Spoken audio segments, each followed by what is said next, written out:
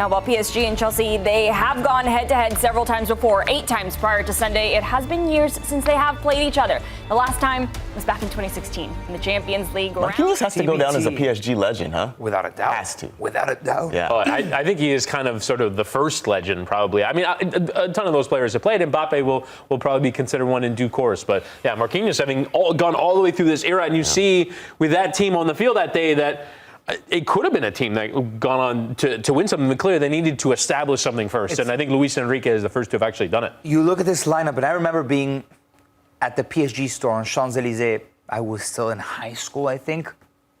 And PSG, the takeover had just happened. And their first, real icon was Javier Pastore. Yeah. Out of all people, there was a huge plaster picture of Javier Pastore in that store. And to think that they went from Javier Pastore, with no disrespect to Javier Pastore because he's a very good footballer, but then to having a team with the likes of Mbappe, Messi, Neymar as kind of the poster boys of this new money era PSG. And then now they've kind of gone full circle and they've gone for the likes of Pastore-like players that aren't like superstars like the 3 I just mentioned, but they've comprised this team that is really good. We're talking about Fabian Ruiz. Yeah. You know, I think Fabian Ruiz walks down the middle of the street, maybe not in Paris, but in many places in the world. And I don't know if people recognize him immediately like that. Same with Desiree Doué before he arrives at PSG. You make the stars rather than buy them. I think that's been their model the last 2 years. Is that still something, though, that's a bit jarring to you with all the teams and the highlights that we saw from PSG, with all the superstars that they've had? None of them went on to win Champions League, and it was the team this year with players who you were saying they could walk around the streets in other places other than Paris, and people wouldn't recognize them. With Paris. With Paris. With Paris. It's the type of players that they've bought, though. The philosophy that they've adopted. Before it was not aging, but stars who were a little bit maybe over the hill. Big salaries. They want to come play in Paris. They want to live in the big city. Not necessarily the motivation of a Vitinha, of a João Neves, of a Nuno Mendes. Young players who are not quite stars but won't have that hunger to run, to fight. They didn't have that in their team before. They had highly paid, established stars who were like, you guys run. I'm not doing that. I'm Zlatan. I think they wanted to be a cool club before they were a good club. And I think they... And to be fair, when you're kind of building something from scratch, it's an understandable approach. When you're trying to be the club from Paris, you're trying to be this sort of fashion brand. They wear Jordan kits instead of Nike kits. And you're trying to represent something. And you need to have players like Zlatan and Di Maria and Messi and Mbappe and Neymar to come through the door in order for that to mean something.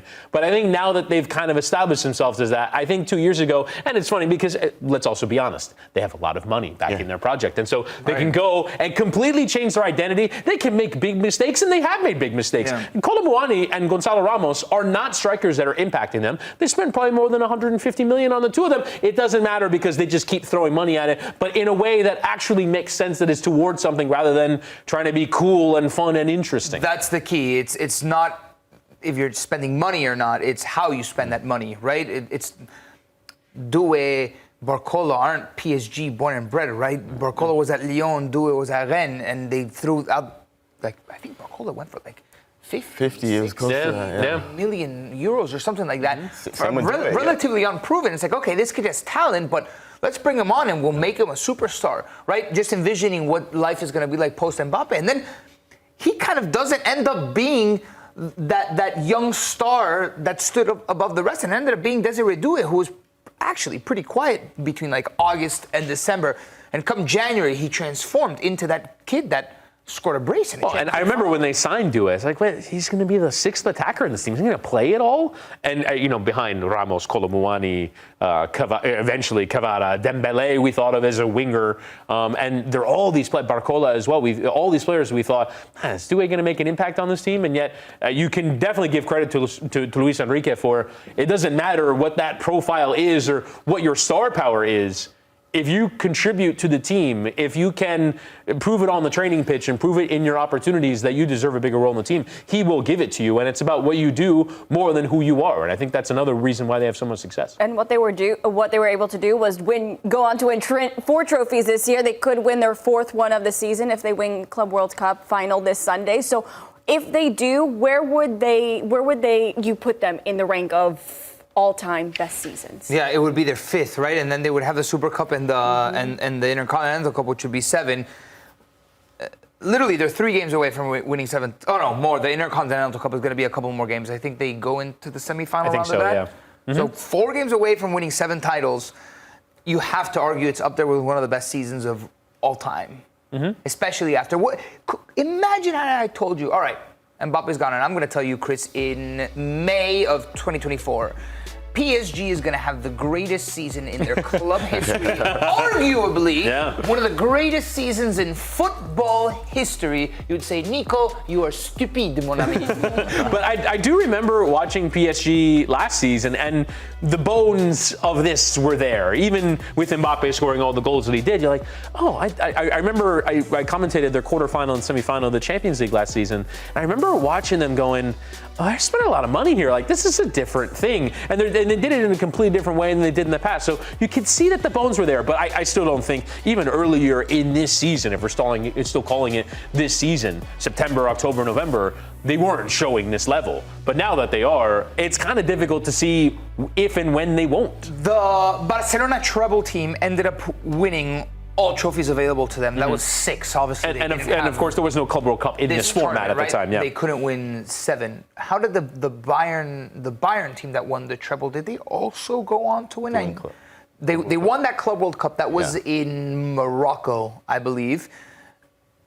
Luis Enrique didn't win it all. I think they lost the Spanish Super Cup to Athletic Club. Like, that's what you got to consider. Right. You got to consider PSG up there. Like, I wonder how the game against Spurs is going to be. That's going to be Thomas Frank's official debut. I think I'm going to enjoy that.